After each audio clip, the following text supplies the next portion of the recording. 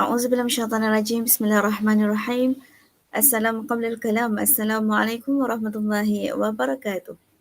Nama diberi Nur Intan Safinas binti Amiruddin daripada kelas 2.05 PDPP Pendidikan Islam. Baik, untuk mata pelajaran Pentaksiran Pendidikan Islam Sekolah Rendah PIMK 2082R. Hari ini saya akan membentangkan satu tajuk yang saya pilih untuk tugasan kerja khusus saya, iaitu KEBAT, iaitu kemahiran berfikir aras tinggi dalam pentaksiran pendidikan Islam. Baik, pendidikan Islam adalah satu usaha berterusan, iaitu menerapkan ilmu pengetahuan agama Islam kepada murid sekolah, merangkumi pengetahuan berkaitan dengan aspek akidah, syariah dan juga akhlak, penghayatan, kepercayaan dan juga pelaksanaan ibadah, panduan pembentukan sikap dan kepribadian yang mulia.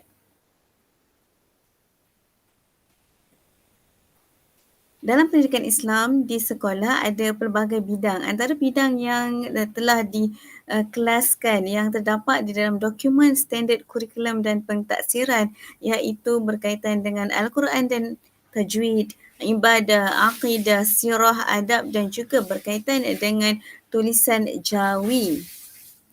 Baik, saya beri dahulu definisi kepada kemahiran berfikir aras tinggi ataupun lebih dikenali sebagai KEBAT. KEBAT ialah keupayaan untuk mengaplikasikan pengetahuan, kemahiran dan nilai dalam membuat penakkulan dan refleksi bagi menyelesaikan masalah, membuat keputusan, berinovasi dan berupaya mencipta sesuatu. KEBAT adalah satu usaha ataupun perkara baru yang ditimbulkan dalam dunia pendidikan semata-mata untuk kita sama-sama melahirkan murid dan juga insan yang mampu berdaya saing dalam dunia yang penuh cabaran.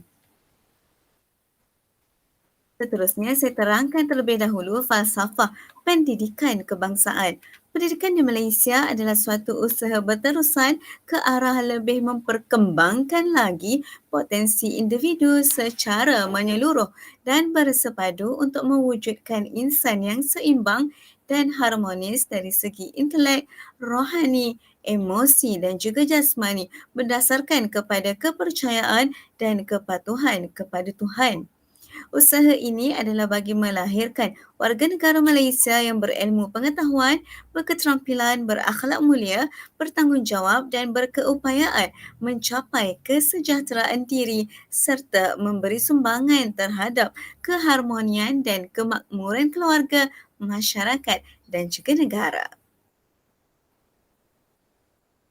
Seterusnya, dalam Pelan Pembangunan Pendidikan Malaysia PPPM ada 6 ciri utama setiap murid perlu ada untuk kita sama-sama bersaing dalam peringkat global di masa hadapan. Yang pertama adalah pengetahuan, kemahiran berfikir, identiti nasional, kemahiran memimpin, kemahiran dui bahasa dan juga yang terakhir adalah etika dan kerohanian.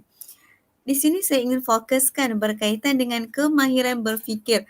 Dalam Pelan Pembangunan Pendidikan Malaysia, kemahiran berfikir menjadi asas ataupun tonggak utama untuk kita sama-sama melatih murid untuk berfikir di luar kotak dan menghasilkan satu capaian ataupun pendapat dan juga idea yang lebih bernas.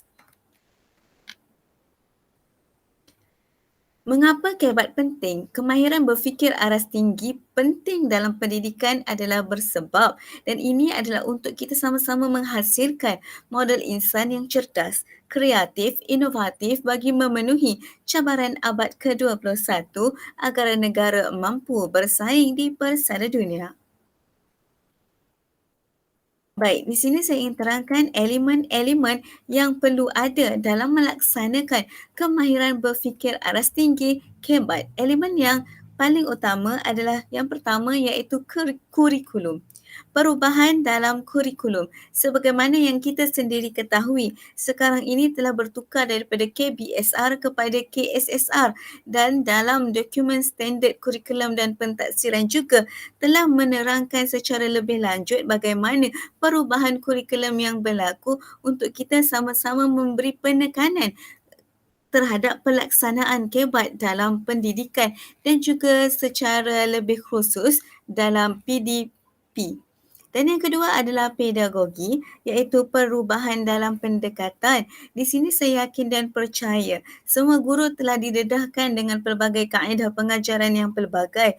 Ada kaedah pengajaran terbeza yang ataupun kita boleh kenali sebagai cara pengajaran berasaskan projek ataupun kita boleh ketahui pengajaran berasaskan kepada penyelesaian masalah. Jadi pelbagai kaedah pengajaran itu adalah berfokus kepada pendekatan pedagogi yang pelbagai untuk melahirkan murid yang mampu berfikir secara kompleks. Dan yang ketiga adalah pentaksiran. Perubahan dalam pentaksiran yang berlaku mampu untuk memberi impak yang besar dalam pelaksanaan kebat dalam pendidikan. Dalam isu pentaksiran sekarang ini, kita telah melakukan satu anjakan paradigma perubahan yang bagi saya cukup besar, iaitu pada zaman dahulu ataupun pada satu ketika dulu, pendidikan di Malaysia adalah exam oriented ataupun dalam bahasa Melayunya adalah berasaskan kepada peperiksaan. Kita selalu dan sentiasa dimomokkan ataupun kita sentiasa dihantui dengan peperiksaan demi peperiksaan yang berlaku yang menyebabkan murid-murid hanya berfokus kepada peperiksaan itu dan sifat dan juga akhlak murid tidak menjadi salah satu elemen dalam penilaian. Di sini kita telah berubah daripada pentaksiran sebegitu kepada satu sistem pentaksiran yang baru iaitu pentaksiran berasaskan bilik darjah yang mana PBD sekarang ini yang lebih syumul ataupun lebih menyeluruh. Dia bukan sahaja berfokus kepada pencapaian murid terhadap pendidikan, malahan terhadap sikap dan juga perilaku murid itu sendiri. Dan saya yakin dan percaya pentaksiran sebegini sangat memberi kesan besar kepada kemahiran berfikir aras tinggi. Kita kena ketahui bahawa murid-murid ini mempunyai kepelbagaian. Sebagaimana yang kita ketahui domain utama dalam pendidikan ada 3 iaitu kognitif, afektif dan juga psikomotor. Murid mempunyai pemikiran ataupun perkembangan kognitif yang lebih cepat ataupun lebih tinggi akan mampu mencapai ataupun menghasilkan satu hasil kerja yang baik dan ini pula perlu diberi penerapan sifat-sifat mulia dan ini adalah cara ataupun pentaksiran PBD itu dilaksanakan apabila seorang guru itu masuk ke dalam kelas tak kisahlah untuk mata pelajaran apa sekalipun sebab semua mata pelajaran mempunyai dan perlu dilaksanakan PBD. Dan ini saya fokuskan kepada pendidikan Islam. Bila kita fokus kepada pendidikan Islam, Islam di sini menekankan mengenai aspek syariah, akidah dan juga akhlak. Jadi sifat-sifat ataupun perilaku murid itu lebih kepada adab. Dan di sini pentaksiran yang dinilai itu lebih membawa kepada kebat itu sendiri. Bagaimana seorang guru memberi soalan ataupun menimbulkan satu penyelesaian masalah kepada isu yang berlaku. Baik, seterusnya. Okey, seterusnya elemen dalam pelaksanaan kebat bahagian elemen sokongan. Yang seterusnya iaitu latihan co-curriculum, sumber dan juga sokongan masyarakat. Latihan kepada semua yang terlibat dalam kebat. Latihan di sini kita tidak fokuskan kepada latihan menulis saja. Kita pergi kepada pentaksiran tadi. Pentaksiran itu ada pelbagai. Antaranya adalah pentaksiran berasaskan lisan, pentaksiran berasaskan penulisan dan juga ada juga pentaksiran berasaskan kepada pemerhatian. Bila kita lihat pada perhatian, kita melihat bagaimana murid itu melaksanakan ataupun melakukan projek berdasarkan kepada aplikasi kebat itu sendiri dan itu adalah satu penilaian yang boleh kita laksanakan dalam proses PDP. Core curriculum. Core curriculum adalah satu badan ataupun satu pertubuhan satu perkara yang penting sebab kurikulum dan core curriculum adalah dua perkara yang perlu jalan seiring. Apabila seorang murid itu mempunyai sifat-sifat kepimpinan dan juga daya sukan yang tinggi dan kebat dalam core curriculum ini ada juga pelbagai. Kebat di sini kita tidak fokuskan hanya kepada pembelajaran semata-mata tapi dalam semua aspek. Kemahiran berfikir aras tinggi, contoh dalam co-curriculum ada unit beruniform, contohnya Persatuan Bulan Sabit Merah, Pengakar, Puteri Islam dan sebagainya. Dalam unit beruniform ada bahagian survivor iaitu untuk kita hidup. Macam mana kemahiran berfikir aras tinggi? Contoh, apabila dia berada dalam hutan, bagaimana murid itu untuk hidup sekiranya tidak ada bantuan makanan dan sebagainya. Jadi murid itu boleh berfikir luar daripada kotak dan luar daripada kebiasaan dia. Itu adalah berkaitan dengan elemen core curriculum. Dan seterusnya iaitu sokongan masyarakat. Melibatkan masyarakat dalam kebat iaitu bantuan daripada ibu bapa. Persatuan ibu bapa dan guru juga sangat perlu untuk kita sama-sama melaksanakan kebat. Dan yang terakhir sekali adalah berkaitan dengan sumber, menyediakan sumber kebat. Dan yang seterusnya, rasional kebat dalam pendidikan. Rasional kemahiran berfikir aras tinggi dilaksanakan dalam pendidikan Islam adalah yang pertama, berubah daripada amalan hafalan kepada fahaman yang mendalam. Di sini saya ingin cerita sedikitlah. Apabila kita melihat kepada hafalan ini, kebiasaannya murid akan menghafal daripada kitab mereka, daripada buku. Murid boleh menghafal buku daripada kulit ke kulit tanpa perlu memahami dengan lebih detail ataupun memahami dengan lebih mendalam. Apabila kita melaksanakan peperiksaan secara bertulis, murid boleh menulis, menjawab soalan. Tapi apabila kita soal kembali berkaitan dengan lisan ataupun kita pusing sedikit soalan, murid tak boleh jawab. Sebab apa? Sebab dia hanya hafal tapi tidak faham. Jadi rasionalnya kebat ini dilaksanakan adalah untuk mengubah adat yang hafalan itu kepada fahaman yang lebih mendalam. Yang kedua, meningkatkan kesedaran dengan menganalisis, menyelesaikan masalah, menilai dan juga mencipta. Baik, dalam taksonomi Bloom ada 6 tahap. Di sini kita dapat fokuskan bahagian menganalisis. Menganalisis ini adalah murid terdapat pelbagai sumber. Boleh jadi sumber daripada guru, sumber daripada murid dan juga sumber daripada komputer, internet dan sebagainya. Jadi murid itu sendiri boleh menganalisis pelbagai sumber tersebut dan menghasilkan satu dapatan hasil daripada sumber yang mereka perolehi, satu dapatan yang lebih syumul, yang lebih kompleks dan lebih sempurna. Jadi di sini kita dapat lihat bagaimana seorang murid itu lebih berfikir aras tinggi. Kerana apa saya kata berfikir aras tinggi? Kerana dahulu kita tidak didedahkan dengan sumber yang pelbagai. Dulu kita lebih berfokus kepada pembelajaran berpusatkan kepada guru. Murid tidak berbincang di antara satu sama lain. Jadi satu dapatan hasil sumber murid itu tidak wujud. Murid hanya berfokus kepada hasil daripada guru. Di sini apabila berlakunya kebat, murid lebih berfikir untuk mengetahui lebih pengetahuan yang mana yang perlu dan wajar untuk dimasukkan dan menjawab soalan dalam pentaksiran. Dan yang ketiga dan yang terakhir iaitu konsep akidah dan ibadah sirah boleh dipercayai dengan berkesan melalui kebat. Okey, apabila kita bercakap berkaitan dengan agama Islam, agama iaitu kepercayaan. Kepercayaan ini adalah satu perkara yang besar dalam proses hidup manusia. Sebagai contoh, saya selalu mempersoalkan perkara ini dalam kelas saya apabila saya mengajar. Saya mengajar pendidikan Islam darjah 2. Saya kata, okey, kamu percaya ke Allah itu ada? Dan murid itu mengatakan, ya, dia percaya Allah itu ada. Cuba bagi tahu cikgu dekat mana Allah ada. Jadi dekat mana Allah ada itu adalah satu soalan kebat.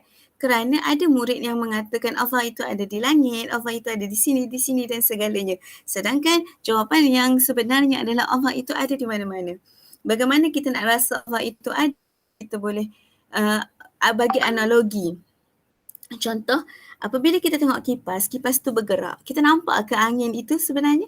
Tak nampak, tapi kita boleh rasa. Macam itulah bagaimana saya meletakkan analogi kebat itu dalam proses pembelajaran dan juga pengajaran. Dan ini memberi impak yang sangat dekat kepada murid-murid. Itu berkaitan dengan akidah, iaitu kepercayaan. Yang kedua iaitu berkaitan dengan ibadah. Bila kita berbicara mengenai ibadah, iaitu berkaitan dengan salat, kita berkaitan dengan zakat, puasa dan sebagainya. Contoh, ada murid mempersoalkan, kenapa kita kena salat? Kenapa kita kena berpuasa?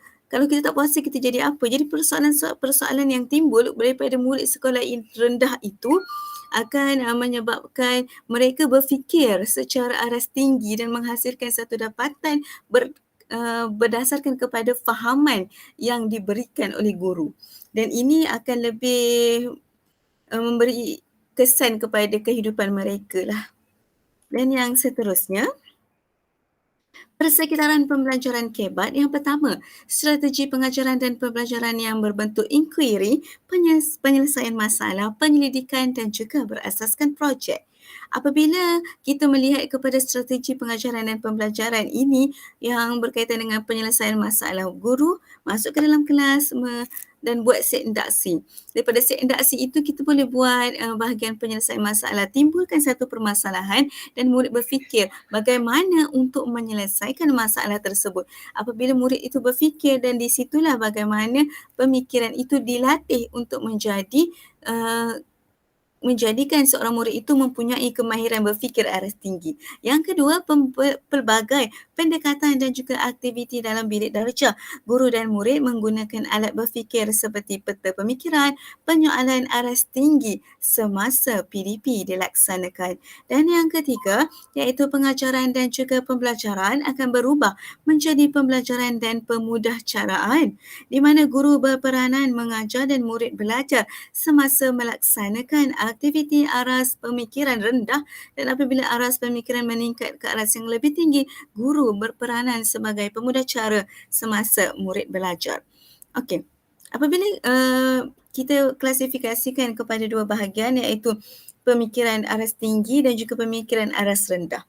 Apabila pemikiran aras rendah iaitu mengetahui, memahami dan mengaplikasi. Dalam tiga elemen ini, guru merupakan medium utama dalam memberi pengetahuan kepada murid-murid. Manakala apabila kita pergi kepada tahap yang seterusnya iaitu menganalisis, menilai dan juga mencipta, murid berfikir secara lebih kritis dan juga kreatif untuk menyelesaikan masalah itu dengan kurang bantuan guru. Guru hanya sebagai pemudahcara ataupun lebih mudah dikatakan sebagai fasilitator dalam kelas tersebut. Baik, persekitaran pembelajaran kebat. Yang pertama adalah ciri-ciri murid kebat iaitu sentiasa menyoal. Mereka mempunyai rasa ataupun sifat ingin tahu yang membuak-buak dan ini akan membuatkan mereka lebih berfikir. Dan yang kedua, boleh memberi cadangan penyelesaian menakul berdasarkan pengetahuan sedia ada. Mereka akan memberi cadangan bagaimana untuk menyelesaikan masalah yang timbul berdasarkan pengetahuan dan pengalaman yang murid tersebut ada. Itu untuk bahagian murid kebat. Yang kedua adalah ciri-ciri guru yang menggalakkan kebat. Iaitu yang pertama adalah guru berperanan sebagai pemudahcara, melibatkan murid secara aktif semasa pengajaran dan juga pembelajaran. Dan yang ketiga adalah menggalakkan murid memberi pandangan dan membuat keputusan. Okey, saya fokuskan kepada yang ketiga iaitu menggalakkan murid memberi pandangan dan membuat keputusan. Apabila di sini saya melihat bahawa pembelajaran secara berkumpulan ataupun berpasangan adalah satu kaedah pengajaran yang baik, kerana apabila murid itu berada di dalam satu kumpulan, murid itu bertanggungjawab ke atas kumpulan tersebut. Mereka melantik ketua di antara satu sama lain dan di situ boleh kita terap kemahiran berkepimpinan dan di situ juga kita boleh menerapkan elemen membuat keputusan. Dan yang ketiga iaitu persekitaran pembelajaran kebat yang berkaitan dengan bilik darjah kebat. Yang pertama, susun atur bilik darjah yang berpusatkan murid, bukan lagi berpusatkan guru. Okey, satu ketika dulu ataupun sekarang ini masih lagi ada beberapa sekolah yang berpusatkan kepada guru, yang semua meja menghadap ke hadapan, menghadap ke guru. Apabila kita berbicara mengenai bilik darjah kebat, di situ kita boleh tengok susun atur yang mejanya disusun mengikut kumpulan. Ataupun yang kedua, aktiviti yang memerlukan murid membuat inquiry, penyelidikan, pembelajaran berasaskan projek dan juga pembelajaran kolaboratif. Pembelajaran kolaboratif bermaksud pembelajaran yang berhubung kait merentasi kurikulum. Dan yang ketiga, bahan sokongan bagi merangsang aktiviti berfikir. Bahan sokongan di sini ataupun bahasa mudah untuk bahagian guru ni kita panggil BBM lah. Bahan bantuan mengajar yang pelbagai. Tidak semestinya kita hanya letak satu gambar dan murid itu memberi tafsiran kepada gambar. Itu adalah salah satu daripada BBM yang bagi saya sangat bagus, tapi apabila kita berada di abad ke-21, berada di era teknologi, jadi penglibatan alat teknologi dalam proses pembelajaran dan pengajaran adalah satu perkara yang penting. Kerana bagi saya apabila murid itu melihat kepada video ataupun melihat kepada PowerPoint daripada persembahan guru, dan ini akan lebih menarik minat mereka untuk terus belajar. Dan kita sendiri faham bahawa murid sekarang ini lebih dekat kepada gadget. Mereka melihat Instagram, melihat Facebook, bermain game. Jadi apakah salahnya jika kita memasukkan elemen-elemen teknologi dalam proses pembelajaran dan juga pengajaran? Baik, di sini saya terangkan iaitu berkaitan dengan taksonomi Bloom, iaitu kemahiran berfikir aras rendah, iaitu mengingat dan juga memahami, manakala kemahiran berfikir aras sederhana mengaplikasi dan menganalisis, dan untuk kemahiran berfikir aras tinggi, kebat adalah untuk menilai dan mencipta. Baik, saya perhalusi taksonomi Bloom satu persatu. Yang pertama, mengingati aras taksonomi Bloom yang paling rendah. Aras ini menguji sejauh mana keupayaan pelajar untuk mengingat kembali fakta dan pengetahuan yang telah dipelajari. Contoh, apabila saya masuk kepada saya bagi tajuk istinja contohnya. Dalam ibadah pendidikan Islam ada tajuk istinja. Mengingati di sini boleh juga kita terjemahkan sebagai maksud. Apakah maksud istinja itu sendiri? Itu adalah untuk kita nilai aras mengingat. Yang kedua, untuk kita melihat kepada aras memahami. Aras ini memerlukan kepada keupayaan murid memberi huraian atau makna kepada sesuatu perkara. Apabila murid itu boleh memberi huraian ataupun penerangan bagaimanakah proses ataupun apa sebenarnya istinja itu adalah murid TP2 ataupun tahap penguasaannya tahap 2, kerana dia memahami apa yang dipelajari. Baik, yang ketiga, kita pergi kepada mengaplikasi. Apa itu yang dinamakan dengan aplikasi? Ialah aras ini menguji keupayaan pelajar menggunakan konsep, teori, prinsip, hukum dan prosedur. Apabila istinja ini kita dapat tahu yang ada prosedurnya, ada langkahnya, mula-mula kena buat macam mana, kemudian ada proses-prosesnya. Apabila murid itu dapat melaksanakan proses tersebut dengan baik, maka dia telah melepasi TP3, iaitu tahap penguasaan 3, tahap mengaplikasi. Dan yang seterusnya iaitu taksonomi Bloom aras 4, TP ataupun tahap penguasaan 4, menganalisis. Aras ini menghendaki murid untuk memecahkan sesuatu perkara kepada unsur-unsur yang lebih kecil dan memperlihatkan pertalian antara unsur-unsur. Baik, untuk menganalisis ini kita dapat tahu bagaimana murid ini mendapat pelbagai sumber dan bagaimana murid ini menganalisis yang mana satu ada pertalian, yang mana satu ada persamaan, yang mana satu ada perbezaan. Jadi kemahiran menganalisis ini adalah untuk kita nilai murid kemahiran aras tinggi. Dan yang seterusnya adalah yang kelima, iaitu menilai. Aras ini menguji keupayaan murid menilai sesuatu perkara berasaskan kriteria yang perlu diketahui. Apabila dalam proses menilai, jadi murid itu lebih dapat mengetahui adakah perkara ini baik ataupun tidak? Adakah perkara ini memberi impak yang positif ataupun negatif dalam kehidupan? Jadi apabila seorang murid itu dapat memberi penilaian terhadap sesuatu perkara, maka murid itu telah mencapai kemahiran berfikir aras tinggi. Dan yang terakhir iaitu aras tertinggi dalam taksonomi Bloom, iaitu aras yang keenam, tahap penguasaan yang keenam iaitu mencipta. Aras ini mengkehendaki murid untuk menghasilkan produk ataupun hasil kerja ciptaan sendiri.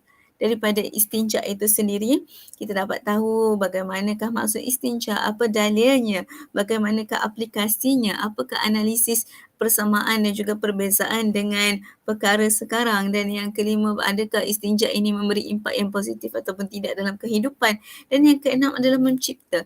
Bagaimana apabila murid itu belajar tajuk istinja, dia dapat mencipta sesuatu. Contoh, dalam mencipta, kita dapat lihat istinja ini ada pelbagai alat yang boleh digunakan, alat-alat bahan kesat, contohnya batu dan sebagainya.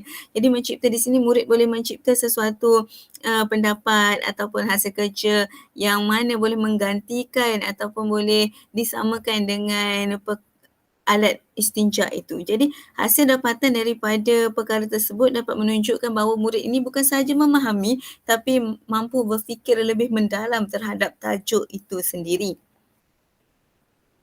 Dan di sini saya ingin terangkan lebih lanjut berkaitan dengan ciri-ciri item kebat. Yang pertama iaitu skop yang luas dan fakta. Pengetahuan asas sebagai keperluan, tidak spesifik dan merentasi mata pelajaran. Dan yang ketiga, kandungan bebas dan hubung kait. Baik, di sini saya ingin fokuskan bahagian merentasi mata pelajaran. Contoh, dalam pendidikan Islam ada kaitannya juga dalam bahasa Melayu, ada kaitannya juga dalam pendidikan Islam, dalam pendidikan jasmani, dan ada juga kaitannya dalam pendidikan seni. Jadi gabungan di antara empat mata pelajaran ini akan kita kenali sebagai merentasi mata pelajaran dalam KMR, iaitu kefahaman melalui reka bentuk. Dan di situ kita dapat lihatlah bagaimana murid itu berfikir dan dapat mengaitkan pelbagai mata pelajaran dalam satu perkara yang dipelajari. Dan yang kedua iaitu bermakna. Di sini kemahiran berfikir aras tinggi adalah kita nak nilai dan ukur perkara itu, adalah memberi makna dalam kehidupan mereka. Contoh, apabila kita katakan yang apabila dia nak membuang air besar tapi tak ada air, dan bagaimana murid itu berfikir bagaimanakah cara dan beristinja. Jadi perkara itu kita boleh ukur, dan itu adalah ciri-ciri item kebat yang baguslah. Yang seterusnya adalah stimulus, iaitu situasi baru, bukan kelaziman, dan mendapat maklumat yang mencukupi. Okey, kebat adalah satu perkara yang luar biasa, bukanlah luar biasa, maksudnya bukan kelaziman yang mereka lalui. Jadi itu adalah satu situasi baru untuk mereka. Dan yang terakhir adalah respon murid. Kepelbagaian pendapat dan jawapan daripada murid itu menunjukkan bahawa item kebat itu adalah satu item yang bagus. Di sini kita dapat lihat bagaimana yang saya cerita tadi, setiap murid mempunyai kepelbagaian yang berbeza. Setiap murid mempunyai minat yang berbeza, setiap murid mempunyai tahap kognitif yang berbeza. Jadi kepelbagaian itu menghasilkan pendapat dan juga jawapan yang pelbagai, dan ini adalah satu perkara yang sangat bagus dalam proses pembelajaran dan juga pengajaran, kerana murid dapat menganalisis segala jawapan itu untuk menghasilkan satu dapatan yang lebih bernas. Dan di sini kita dapat tengok pentaksiran yang berterusan meningkatkan keberkesanan PDP. Pentaksiran dirancang melibatkan kebat, iaitu kemahiran berfikir aras tinggi bersesuaian dengan keupayaan kognitif murid. Instrumen pentaksiran berasaskan kebat, aplikasi ke penilaian ataupun aplikasi kepada mencipta. Keupayaan, saya nak fokuskan di sini adalah keupayaan kognitif murid. Okey. Untuk di sini kita boleh ketengahkan iaitu berkaitan dengan pembelajaran terbeza, iaitu guru boleh memberi penerangan ataupun aktiviti yang pelbagai mengikut kepada aras keterbezaan demi mencapai objektif yang sama. Okey, peranan guru dalam menekankan kebat, menggalakkan pemikiran kritis, kreatif dan inovatif. Yang pertama, guru perlu memastikan setiap murid melibatkan diri secara aktif dalam PDP. Yang kedua, memberi peluang murid berbincang, bertanya dan juga memberi pendapat. Dan yang ketiga, mempelbagaikan strategi. Dan yang keempat, mengemukakan soalan yang membina, memimpin, terbuka serta menggalakkan penakkulan serta berfikir pada aras tinggi. Okey, di sini kita nak saya nak fokuskan berkaitan dengan mengemukakan soalan yang membina. Apabila seorang guru menimbulkan satu isu ataupun persoalan yang membina, ini akan boleh membuatkan murid-murid itu akan berfikir secara lebih kritis dan kreatif. Lalu terhasillah satu dapatan hasil, pendapat dan juga jawapan yang lebih bernas daripada pelbagai pihak, daripada pelbagai daripada ramai murid, dan saya yakin dan percaya jawapannya adalah pelbagai. Dan murid akan berfikir di antara satu sama lain dan tiada yang betul dan tiada yang salah. Di situ kita dapat lihat bagaimana murid dilatih untuk berfikir. Okey, antara aktiviti kebat dalam PDP, kita boleh juga melaksanakan demonstrasi. Contoh kalau pendidikan Islam, kita boleh buat demo bagaimana istinja ataupun wuduk itu sendiri, ataupun kita boleh tengok macam mana demonstrasi solat. Okey, yang kedua adalah berkaitan dengan kajian lapangan. Okey, kita boleh bawa murid pergi mendalami sendiri. Contoh di sini saya nyatakan berkaitan dengan bomba. Apa kaitan bomba dengan pendidikan Islam? Bagaimana adab, iaitu saling bantu-membantu di antara satu sama lain. Adakah kemahiran berfikir aras tinggi timbul dalam kajian lapangan ini? Saya yakin apabila murid itu dapat bergaul di luar bersama dengan kajian lapangan, murid akan lebih berfikir aras tinggi apa dapatan daripada hasil kajian lapangan mereka. Dan yang seterusnya adalah persembahan. Okey, di sini persembahan boleh jadi kita boleh buat pembentangan ataupun lakonan, simulasi, jadi aktiviti kebat yang aktiviti kebat sebegini mampu membuatkan murid berfikir dan bukan hanya menadah telinga dan memberi jawapan semata-mata. Pergerakan fizikal murid juga dapat merangsang murid untuk berfikir lebih bernas. Dan yang terakhir iaitu tugasan ataupun projek. Okey, untuk pembelajaran berasaskan projek iaitu PBL, iaitu berasaskan kepada projek dan tugasan, murid-murid akan dibahagikan kepada kumpulan masing-masing dan mereka berbincang di antara satu sama lain untuk menghasilkan tugasan dan projek, dan aktiviti kebat berfikir ini mampu diterapkan dalam elemen ataupun aktiviti yang dilaksanakan. Okey, itu sahaja daripada saya. Saya yakin dan percaya kemahiran berfikir aras tinggi dalam pentadsiran pendidikan Islam sangat wajar dilaksanakan, dan sebagai seorang guru pendidikan Islam yang baru dilantik ini, saya sangat menyokong apa sahaja perubahan yang berlaku dalam sistem pendidikan semata-mata untuk kita sama-sama mencapai kemenjadian murid. Kerana fokus utama kita adalah untuk menghasilkan dan juga melahirkan murid yang mampu untuk mendepani cabaran dan juga syumul dalam semua pihak. Sekian. Wabillahi taufiq wal hidayah. Wassalamualaikum warahmatullahi wabarakatuh.